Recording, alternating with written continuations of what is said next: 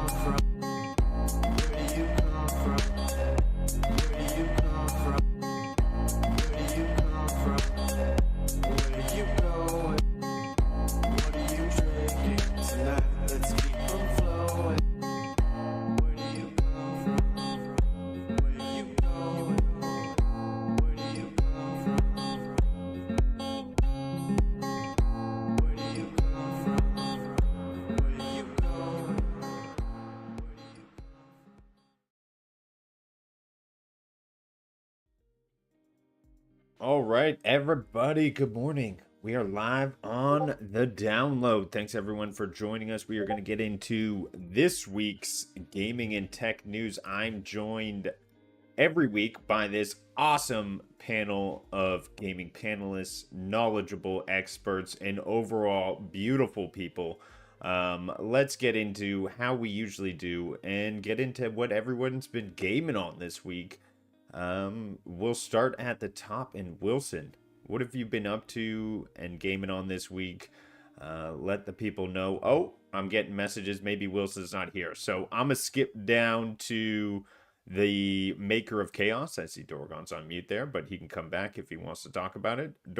Maker, what have you been gaming on this week? Been trying to catch up on Final Fantasy since you're ahead of me now. I played quite a lot yesterday, at least. I've been playing a little bit of Helldivers, a little bit of the finals. Trying to think, a little bit of like smaller titles like Phasmophobia and stuff like that, but mostly Final Fantasy VII Rebirth. Yeah, it's a good game. Hopefully you're on the catching up to me. I was playing a lot of Chapter 10 yesterday. I think you popped into my stream. I was doing a lot of aerial courses. Do not do motion controls because it is much easier just to move the joystick. But I had a lot of fun. Yuffie needs to have her own game. She's the star of that one.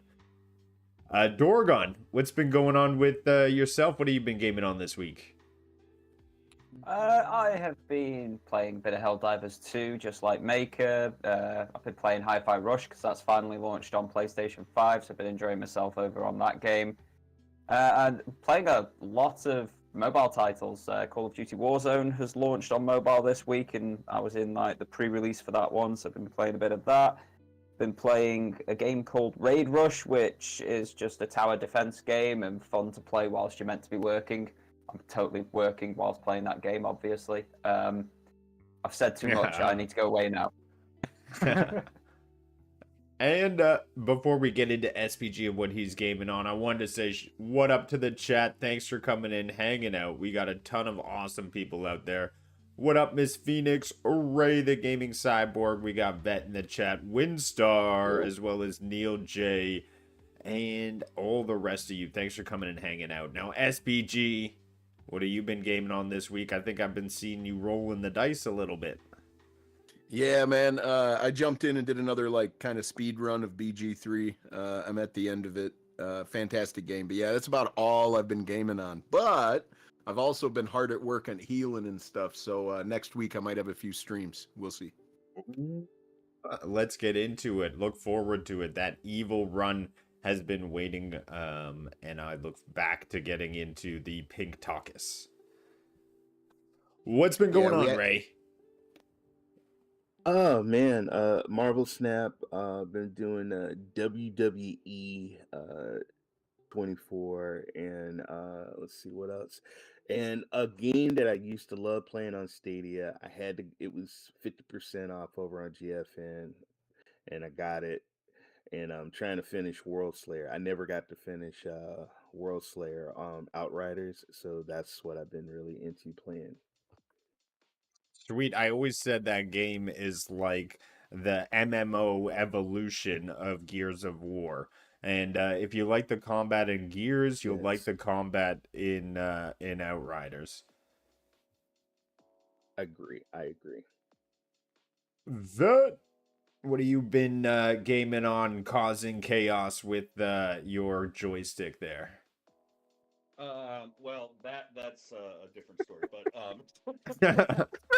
Yeah, that is a separate discussion entirely. I tried to hold myself. He calls his streams chaos streams. That's what I was going with.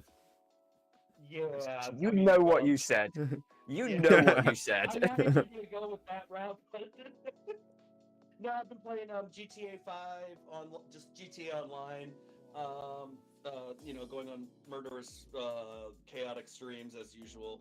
And then I jumped into I've been doing a lot of Call of Duty Mobile, and then I had to try the new Call of Duty Warzone mobile that launched yesterday.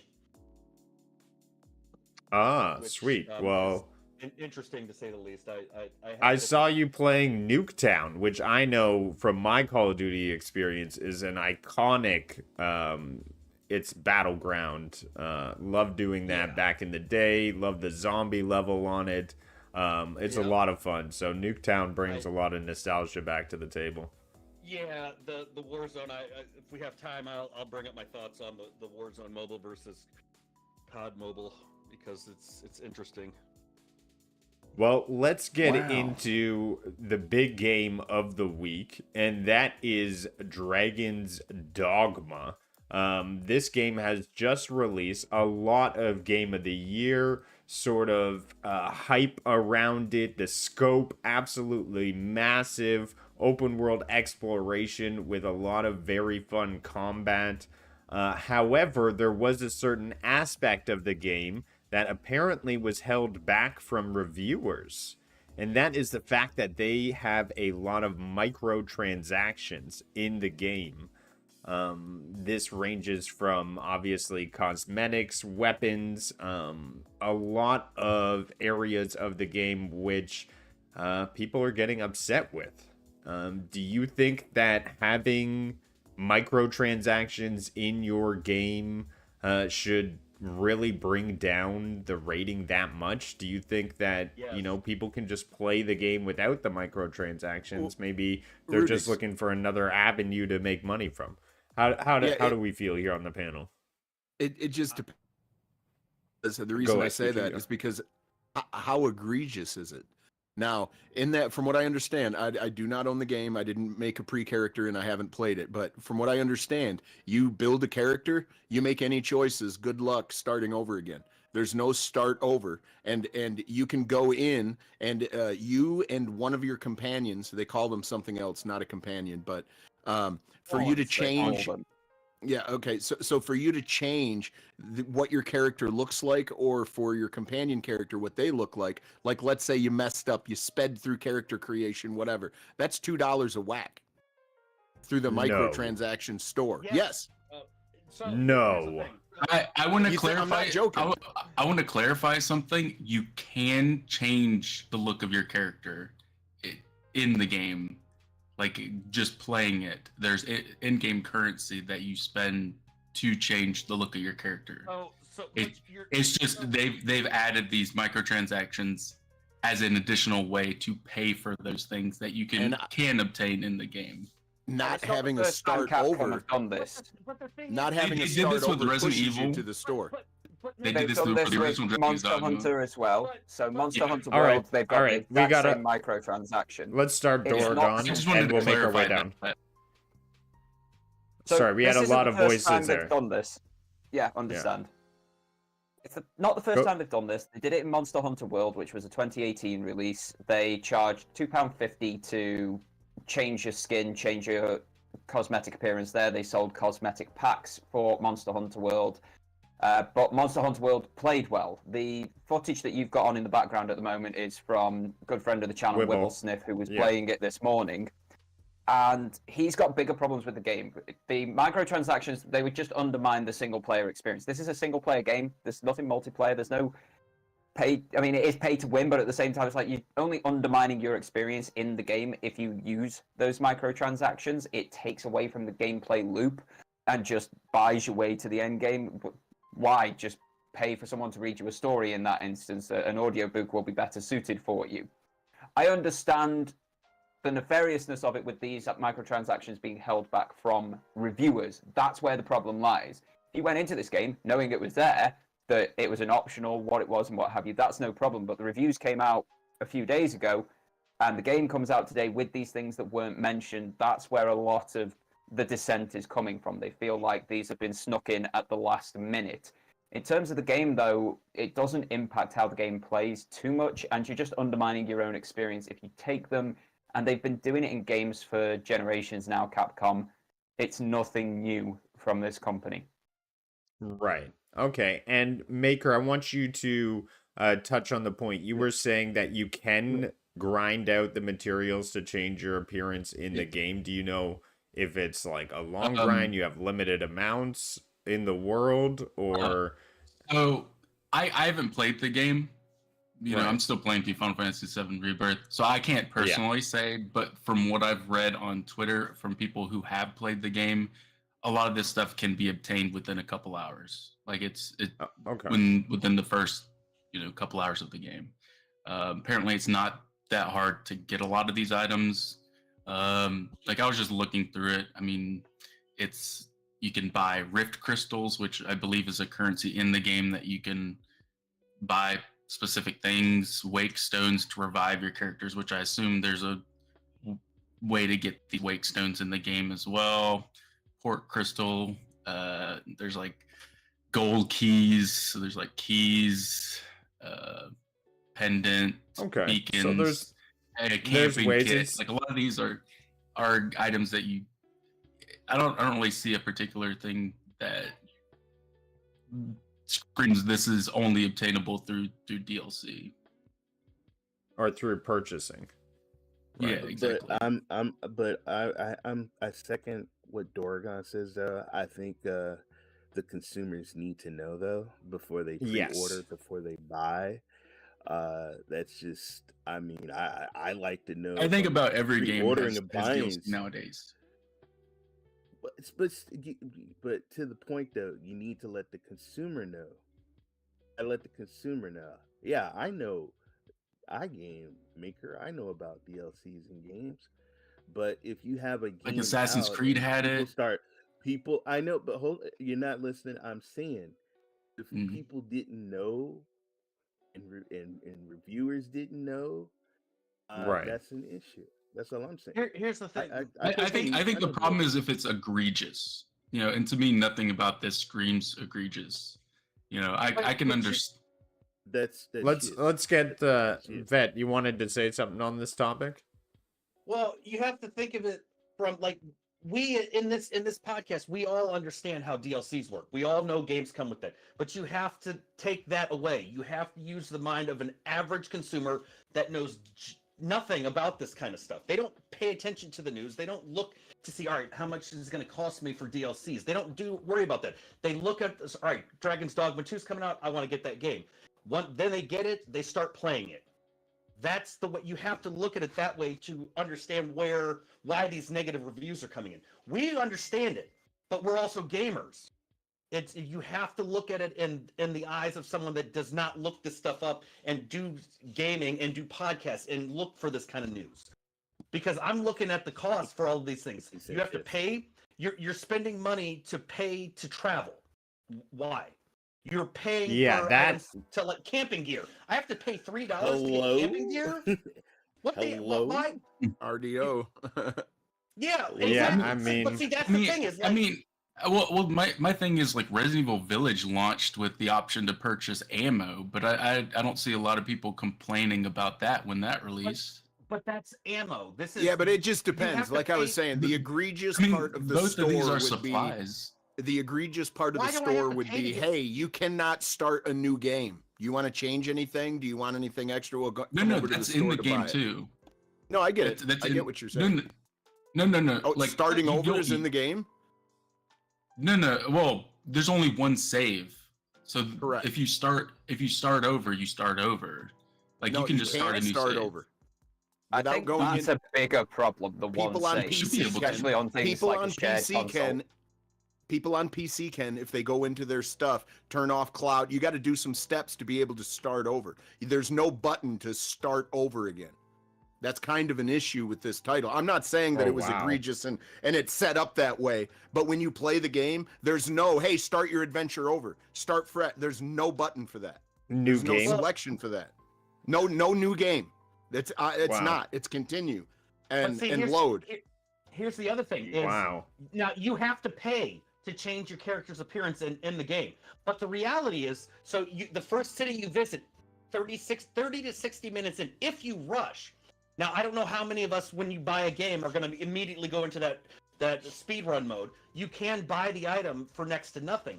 But the vast majority of people are going to get screwed over and have to pay to change their character's appearance. Nobody wants to do that. I don't want to buy a game that's going to cost me $40, $50, $60 and then find out that I have to pay to change my character. I have to pay for custom sounds in the game. Well, I have to pay for camping gear.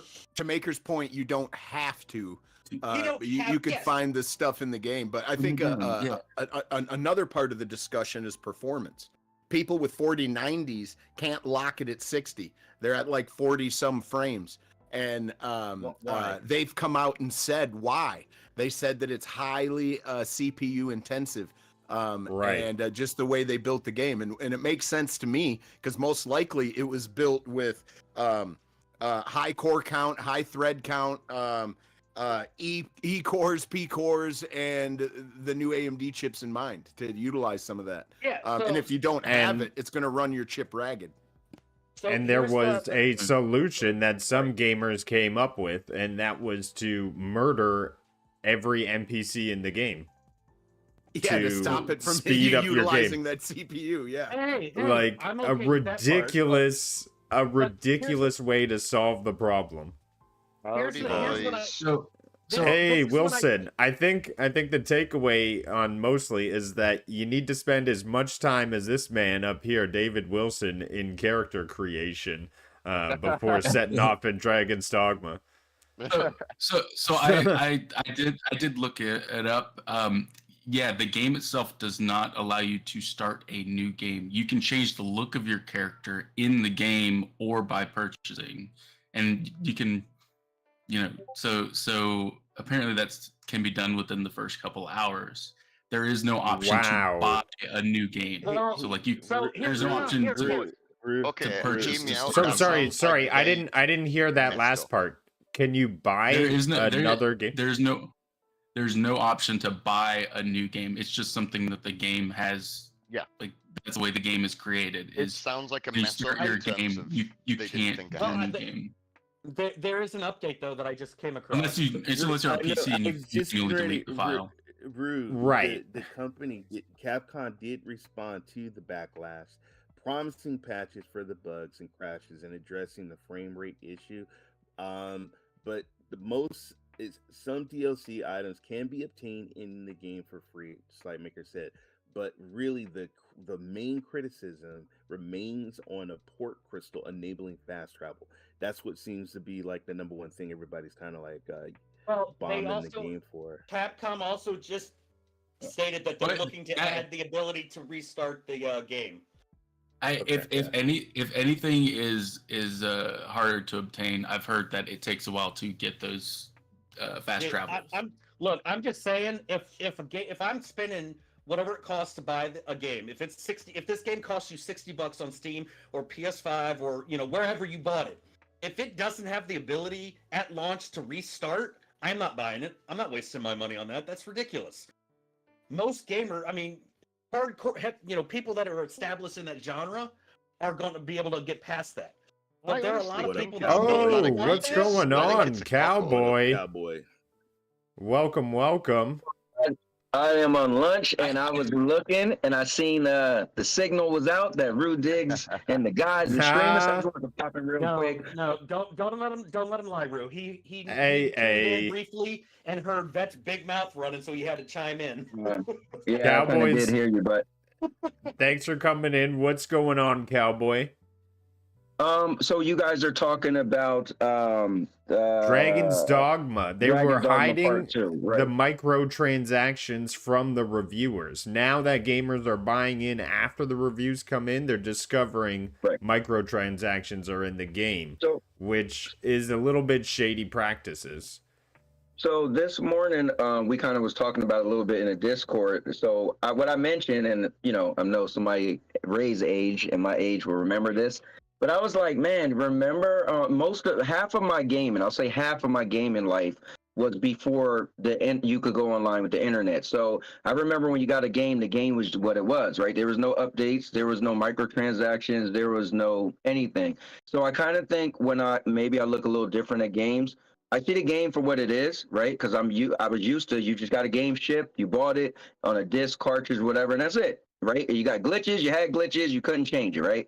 But so I look at anything else as an extra, is added. So the microtransactions, if it's just cosmetics, if it adds this, adds that, but what I want to dissect is how much does it take away from the game? Now, this is a single player game. So, meaning, if my friend Ray bought the fast travel and I didn't, it's really not harming me because it's my own. Do I want to spend money to be able to get to a different place faster than walk or ride a horse or whatever? So me personally, I know nowadays it's everything is an uproar. Everything is I can't believe they make you spend money, but I kind of feel that this is kind of nothing really because it's not pay to win. I think the thing is, if you spend money and you feel like someone got the jump on you because I might face them in a battle and they just was able to pay to beat me, I think that I would say is probably an issue. But I don't think the microtransaction, to me,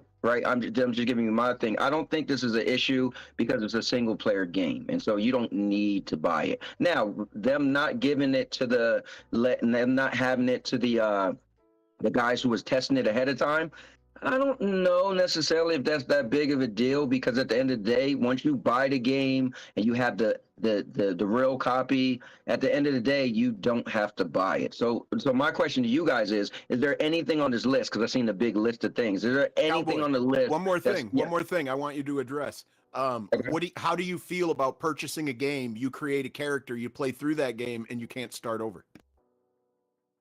I'm the bad person to ask because I don't do. You're never gonna play him again. Yeah, I'm not big on New Game Plus. I beat a game and when I beat a game, I don't. But even just go starting a new game in general. Just say you made a couple wrong decisions and you're like, I want to start over, and you can't do that. Oh, I did want to point out something. You can change between classes at any point in Dragon's Dogma. Mm-hmm. Like the original was like this too. You can just swap between classes. I think the thing is, nowadays is I think that's, you're okay to be upset with that, because if you're used to, like, for instance, right, if the day and age majority of developers design games to say, hey, you could start over and do, let's say, New Game Plus, right? So you get a chance to start over with all the stuff you have, or you get to start over and bring your character. But to be fair, not every game does that. So we can't hold one company to every other company, right? That'd be like if I had my own restaurant. Go ahead. Here's It a sets real it sets life a messed yeah. up precedence. It sets a messed up precedence to where you spent your $80 for one experience. I'm not saying that's the way it's going to end up with this game, but $80 for one experience? Okay. No, Yeah, I'm going to I'll play say- through it multiple I'll- times. I'll say this. That You that can't- could you be can't- there is So- New Game Plus. So like right. once you beat the game, it starts over. But Maker, and then- here's a scenario I would do. Just say, you see how Wibble's talking to this character right now? Say I accidentally murder that character. I cannot replay the, like, how do I get him back? I have to replay the entire game? Like, that's... you should replay. I'm gonna say That's this, and I insane. don't want to be. No, listen, not So a lot of Rudy- games give you manual saves. Some games say you've got one save file and what you Yeah, do and- matters, and that's and a look, lot of Rudy- online games. The It's like developer of Elden this Ring. game said that they were this isn't about not being able to restart, this is about only having a single save file, right? Right. So they do plan on allowing you to restart the game and create a completely new save soon, but they don't want to create the option for multiple save files because they think it will encourage exploration. The idea is they don't want someone being able to save scum and just being able to replay each scene over and over. You live with your consequences. If you want different consequences, you will start a new game. Interesting. be So fair, someone how on the many- panel is saying save scumming is bad. Okay, got that. I'm What's that, not, Cowboy? This is just what came from the director's mouth. Yeah, but Rudix, to be fair, right? You told me you beat Armor Core 6 4 times, right? Because you went to one playthrough, you messed one thing up, and you couldn't do it again. You had to play the whole game again, and you did it 4 times. So you were okay with that. You didn't, when you told me about it, you didn't sound like it was a problem. You was like, man, I did the ultimate thing, but I did mess up once because you said it No, takes I think 3 the point, playthroughs. the point is at any point he could hit the start button and say, I want to start this whole adventure over again. At this point, that's not in Dragon's Dogma 2. Well, and here's the thing. This is like I said. If you go back to my day and age, right, to half of my gaming, that was it. Like you didn't have multiple games. You didn't have games where you could, oh, I messed up, I could just back up. No, you kind of you had to play the game again and know what you did last time and don't do it again. So, Yeah, But no, we that is also true. used Back to in the come from a day. time where you could have 3 save files on one game. And now we've just come so far from that. Now you need a paid profile to be able to set up a save on one game to have one playthrough. Wait. What do you Like mean they a are paid shortchanging. Like, what if you just made another PlayStation account or another Xbox Exactly. account? You All the need to different now Xbox- set up another account. We're getting away from games having just multiple save files inside the game. Like they're trying to monetize on I just everything they think can they're all making possibly this out do to be so for much more every efficient than single it is. Yeah, I agree. playthrough. I Well, don't think yeah, it's of egregious. course. I think it's Apparently- frustrating. I don't think it's that egregious, and they've already said that they're going to fix it. I do agree it's frustrating, but I don't think it's that bad of an issue. Like, it's just the way they've designed this game. Hold on. Death by 1,000 cuts. This is just Okay, another so, cut. No, Wilson. So but they've I done hear this you in say- the past with all their previous games, so I don't see why this should be a problem now. Also, agree. on Here's the terms of problem, paid because you got DLC, people pay to talking win, about it. can I also clarify that list of DLC packs? They're all very, very cheap. They're all about £1, £2 each, and that doesn't necessarily fix it, but they are all of the things that are included with the deluxe edition, basically. So if you get the deluxe edition of the game, they're the deluxe upgrades. Most of the upgrades in there are cosmetic based or starting game based. It doesn't have any effect on what it's going to be like end game for you. And it's only a And single player game. But it's let a me say this real quick. single-player game. One sec, Cowboy. You bring up one great point. It's a single-player game. People have said you can download any old-fashioned cheat engine and get all that same stuff for free because it's a single-player game. It's not monitored with multiplayer servers that stop you from cheating. Like, if you want all that stuff, then this don't one is pay for it. monitored Just with get a cheat engine. anti-cheat. Yeah, but guys, I gotta go. I just want to say, all you guys are epic. Thanks for having me on, man. It's just cool just to be able to talk with you guys. And sorry that I didn't know about it a little bit earlier. But thank you so much for letting me on, and I will talk to you guys later. Later, No worries. Anytime, Hey, Cowboy. Take care. Thanks for Alright. coming by. Later. Cowboy. But yeah, I, in my opinion, I don't think the DLC should be what people are complaining about. There are a lot more issues that they could be complaining about. You know, Fact the that it's not a very Nuvo, good game, yeah. there's a lot of bugs and stuff like that. There's more things to me, like even the new game issue where you can't start a new game. To me, those are a lot more pressing matters than the DLC. Yeah, performance should take priority, I think. Yeah, and we've I spent think about half an hour here. Yeah, let's move on from Dragon's Dogma. There is some new life in an old platform, and that is Luna. So there's I guess 1,000 games being introduced into the platform. No. Okay, well let me get off with my headline thing first. Speak, guys, come on, it's his show. No, I gotta dodge fruits and tomatoes from the Let thing the here. presenter do the presenter thing. So the headlines had stated 1,000 games being added to Luna. Apparently that's not the case, and the panel is here to educate me. So Ray, you were shouting no from the stage here. What is the no here? There's what you're looking at is the Nerf report, and that was what he titled on his video. But we have not gotten an announcement about. Don't even know what games are going to be put on there. We do know Cyberpunk and The Witcher. We do know that they confirmed Cyberpunk and The Witcher, but we don't know the other games. So it's a speculation. Even GOG is on GFN, and there's not 1,000 GOG games. No, Yeah, I was gonna say they could get the whole library and not hit that mark. Can I ask a question then that I think is more prominent, and that is where is this information coming from? What has been confirmed by Luna? What partnership has been made to associate these games? They announced the the partnership. Yeah. No, but what has been announced that's making people say, "Oh, 1,000 new games on Luna"? What is the actual info? It was Brian's video. It's integration. It's integration with GOG, and then GOG has 1,000 games on their platform. Gotcha. So they've got a partnership with GOG, and because of that, because GOG has 1,000 games, people are saying this has the potential to have 1,000 more games on Luna. Yes, GOG it's has very actually- similar to many of the GOG's other cloud gaming options. What the developer has to do is opt in to be added to that service. So all of these good old games that are available currently through the Good Old Games platform, through the Good Old Games store, they would have to opt in to then be added to Luna, the same as they have to opt in to be added to GFN, the same as they have to opt in to be added to Boosteroid. The problem you face is Good Old Games. It's kind of in the name. These are good old games. The developers aren't really keeping them up to date or doing much in the way of keeping them current.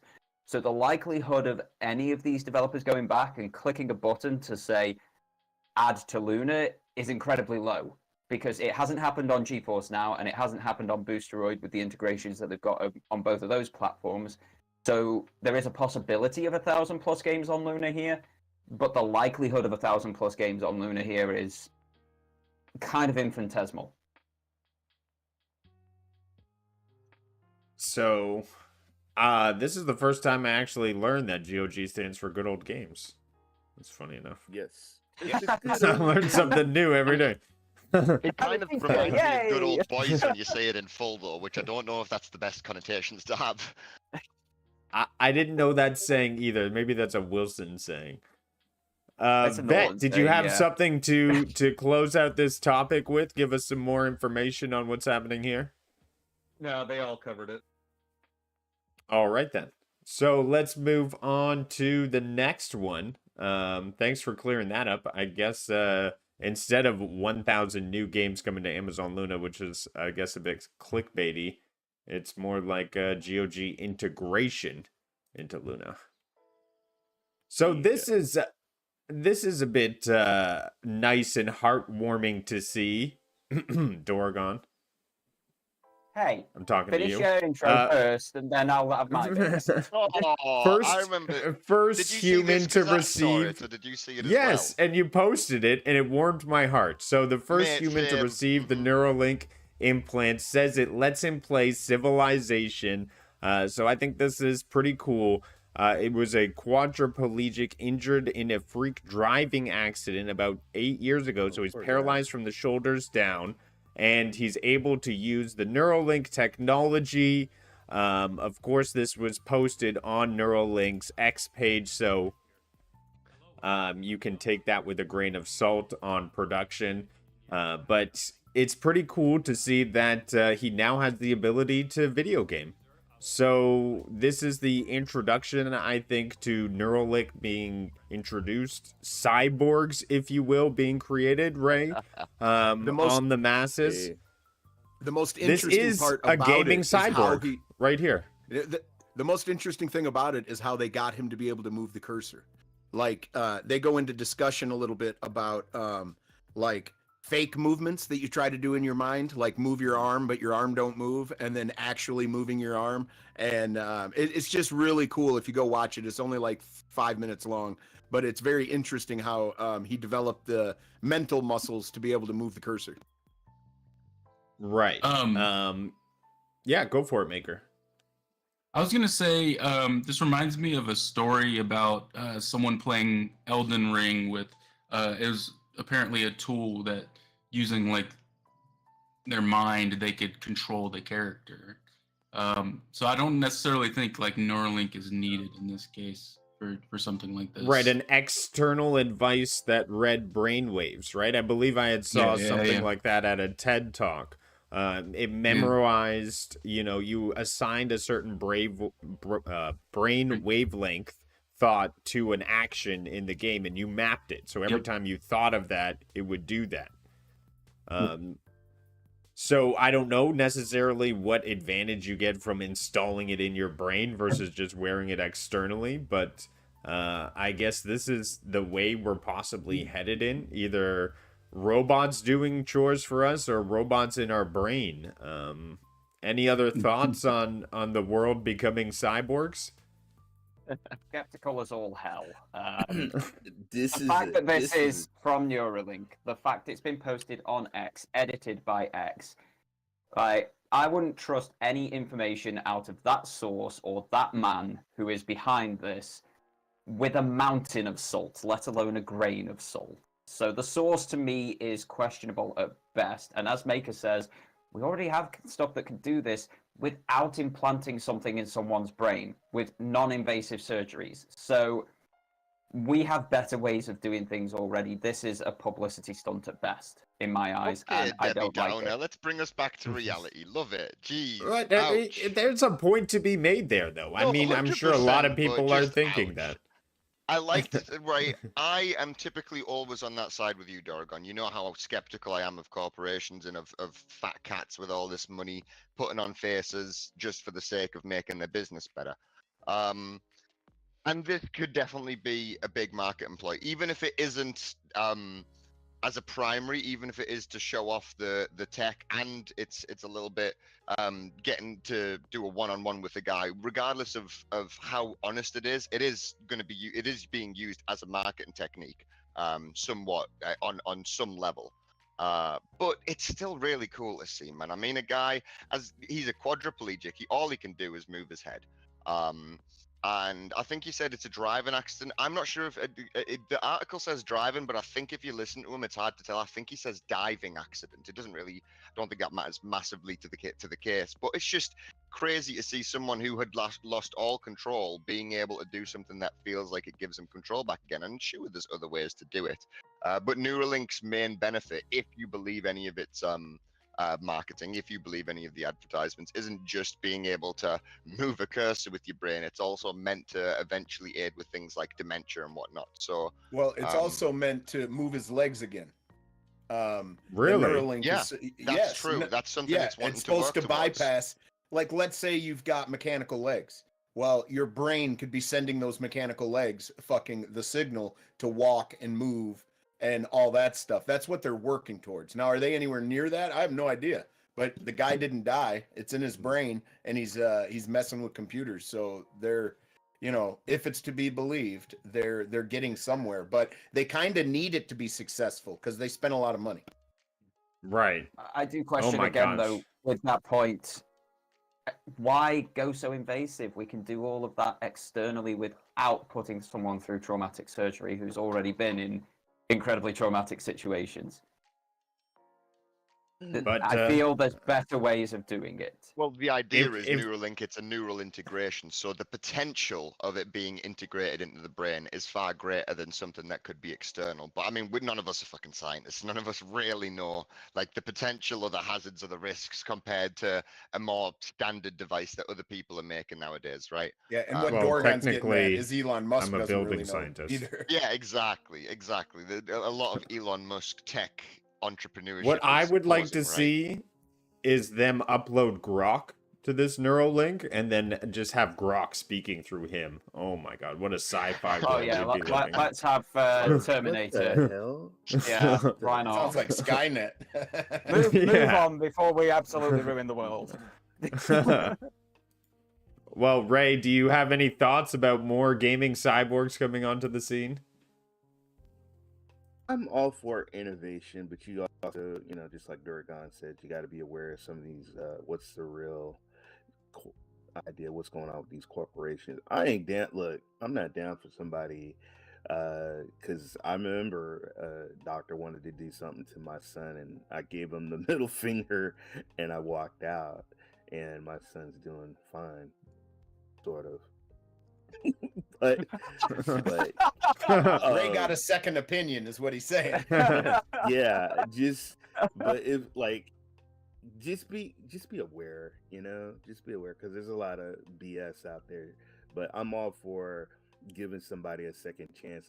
This poor guy, man, he's been through so much, and to see him play, I hope it's I wish this gentleman the best. But once again, you got to look in the future. If it's something that can help you walk, help you play games, or help you do stuff with your family, I'm all for that, as long as it takes care of that person.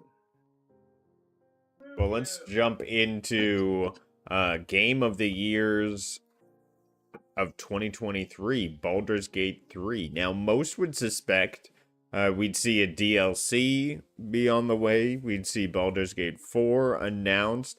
However, it looks like Larian Studios is leaving the IP with another group, and they're continuing on to something else, which I thought was I guess they just want to do something else. I mean, I would suspect Baldur's Gate 4, give me more of the same, and we'll do great in sales. But apparently they want to do something else. Is there any inside thoughts into what's happening here? What do you think's happening at Larian? SPG, I know this is a game that's close to your heart. Do you have any thoughts about this? It's marketing, man. It's marketing, man. That's what I'm saying. Because look, man, they got Game of the Year. They won all those awards. Of course, they're going to come back to the IP. But what are they going to do first? They own Divinity, Original Sin. So they're going to go back. They're going to make another Divinity Original Sin. And then with much great fanfare, they're going to come back to the IP. It's just marketing, man. Sven never always said that he's not big into DLCs and stuff like that. And the DLCs that like Divinity Original Sin 2 obtained was adding one or two little minor characters. It really didn't change the game too much. And if you look at the epilogue, in my opinion, that was basically a DLC. I think the game needed the epilogue, don't get me wrong. But in the same instance, it was added and it was all new content. Finishing off your story, letting you talk to your companions, figure out where they landed, how their stories turned out. It was needed, but that was kind of a DLC. So I just think this is great marketing.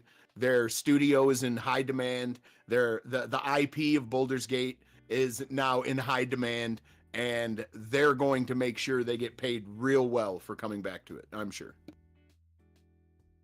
All right, so a business play. What's up, Dorgon? Have any thoughts? I think it's different. Just looking at the history of the series, there's already been 7 different developers in Baldur's Gate history. It started with BioWare.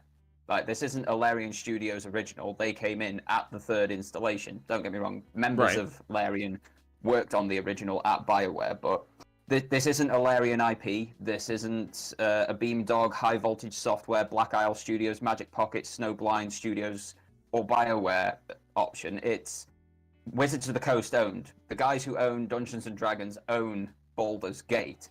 And if Larian don't want to return, Wizards of the Coast will turn around and give it to someone else. They've given it to 6 other people previously. So if they want to move on, and if they're not going to do another one, it's no hassle for the series. It's survived without them previously, and it will survive without them moving forward. I think it's good for studios to grow. We've spoken on other shows on this channel at length about a lack of new and innovative games, and I feel like Larian could bring something new and innovative to any space. They've spoken about a sci-fi game that they want to make. So it's no skin off Larian's back. It's no skin off Baldur's Gate back if it goes elsewhere. It's the history of the series. Why should they do a 4th one? Anybody else jumping in? So I guess we'll see. We'll see. Can I add? I would. Okay, go ahead, Ray. Ray. We'll go. Yeah. I would love to see them do other stuff, man. If they can do a sci-fi or they could do another IP, because just the work that they did was amazing. They set the bar with BG3, and if they want to do a sci-fi or if they want to do something else, let them do it. But I would love to see another BG4, Baldur's Gate 4. But dude, I mean, I'm sold, man. Give this guy whatever money, whatever project this guy needs to do, because he proved to me and to a whole bunch of other people, yeah, they're legit, man. They could do it. All right, go make it. I think the biggest downside is that like they made a great, Baldur's Gate game, and it would be nice to see them make another one. But at the same time, I can understand them wanting to work on their own IP. I mean, Larian's known to like publish their own stuff in the past, and I think they want that freedom, away from a big publisher or a big IP where they have to listen to them for specific things. So it sucks, but it is what it is. And I think with the exposure of their studio and how big they are in people's minds now, going back to one of their own IPs is just going to be way more sacks of cash for them. And also the fact that you said they're a lot bigger now. I mean, they've got choice up the yin yang who they could work with on the IPs they could work on. I mean, they probably had a lot of different people approach them saying, hey, make us a game. So they've probably looked at that and said, well, and this is something that's worth bringing up as well. You said, Doragon, that Swords of the Coast, they could hire anyone else, and they could, but they have a reputation in the past, and they even have a reputation with Larian for being really picky about how they choose to get something made. Larian had a struggle to convince them to let them have this IP for this game, and now they finally let them. Yes, it blew up. Larian have blown up. They've gained a massive reputation. They're now, I would say, one of the top dog developers, at least in terms of reputation, ever since last year. And like I said, that's going to have earned them a lot of clout in the industry. It'll give them a lot of choice that they won't have had before. Well, this is a different topic as well, but Wizards of the Coast ain't doing so hot either. No, they're not. And when you said picky, I thought that was the nicest way to put dumb. Oh, yeah. But they do have a reputation for that, right? For being real bloody picky with who gets to handle their IP. So if it's been a bit of a chore for Larian over the past half decade or however long that they've been trying to get this IP, I think they've been trying to get it for even longer than that. You could maybe explain more about that, SPG. But if it's been a chore for them, who says they want to go through that again? Who says there isn't a bigger and better studio who's saying, hey, we'll let you be autonomous, you make great stuff, here's a chunk of cash, do your thing. And that might be a lot better for them. Look, originally they paid Wizards of the Coast to use that IP. Okay, they actually spent money. I think if they do a Baldur's Gate 4, Wizards of the Coast is nutting up and paying them.